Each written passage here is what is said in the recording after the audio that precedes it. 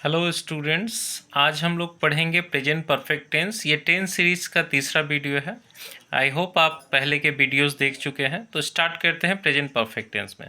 जैसा कि लिखा है, an action that happened in the past but continues और हैज़ कॉन्सिक्वेंसेस इन प्रेजेंट। तो अगर हम लोग आसान भाषा में समझते हैं कि कोई ऐसा काम जो कि आपका पास्ट में हो गया है बट उसका असर अभी भी हमारे जीवन में है। जैसे कभी हम लोग सेंटेंस को बोलते हैं ना कि काम हो गया है बट उसका असर अभी है। जैसे कि फॉर एग्जांपल आपको हम बताते हैं, जैसे कभी कभी बोलते क्या तुम एडमिशन करा लिए हो। तो इसमें क्या हम बताने का प्रयास करते हैं कि एडमिशन अभी भी हो सकती है, तो क्या तुम करा चुके हो। तो सीधी तौर पे आपको ये समझना है कि कोई ऐसा काम जो हो गया है बट उसका असर अभी वर्तमान में भी है, तो उसे हम लोग प्रेजेंट परफेक्ट टेंस मानेंगे। इसको अगर और हिंदी के सेंटेंसेस के माध्यम से आप समझना चाहते हैं तो कोई भी सेंटेंस जिसके अंत में चुका है, चुके हैं, चुकी है या ली है, आया है, गया है, ऐसा अगर कुछ भी लगा हुआ रहे तो आप उसको प्रेजेंट परफेक्ट टेंस मान सकते हैं। आते हैं स्ट्रक्चर में। तो जो पॉजिटिव स्ट्रक्चर्स होंगे उसमें आपको subject plus has have plus V3 plus object. आपको एक चीज़ बता देना चाहेंगे कि कोई भी सेंटेंस जो प्रेजेंट परफेक्ट टेंस का होगा उसमें ऑलवेज हैज़ हैव का प्रयोग होगा और इसके साथ हमेशा वर्ब 3 का प्रयोग करेंगे। तो जैसे कि एक एग्जांपल है, वह चला गया है, तो ही हैज़ गॉन। नेक्स्ट हम आते हैं कि अगर आपको किसी भी स्टूडेंट्स को प्रॉब्लम हो कि कहाँ हम ही लगाते हैं और कहाँ हैज़ लगाते हैं, तो वो पहले हम बता चुके, फिर भी देख लीजिए।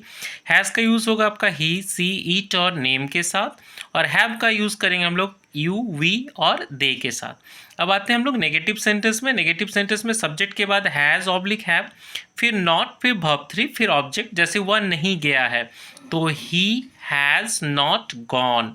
नेक्स्ट हम आते हैं इंट्रोगेटिव सेंटेंस। इंट्रोगेटिव सेंटेंस जिसके माध्यम से हम लोग किसी को क्वेश्चन पूछते हैं, तो स्ट्रक्चर क्या हो जाएगा, हैज़ ऑब्लिक हैव, फिर सब्जेक्ट, फिर वर्ब 3, फिर ऑब्जेक्ट। तो क्या वह गया है, तो has he gone. Next last में हम पढ़ते हैं कि कुछ कुछ वर्ड्स हैं जो प्रेजेंट परफेक्ट में काफ़ी यूज़ होती है, specially not present but perfect tense में इसका यूज़ होता है। जैसे कि जस्ट है, ऑलरेडी है, इव है, एट है एंड ऑफन है।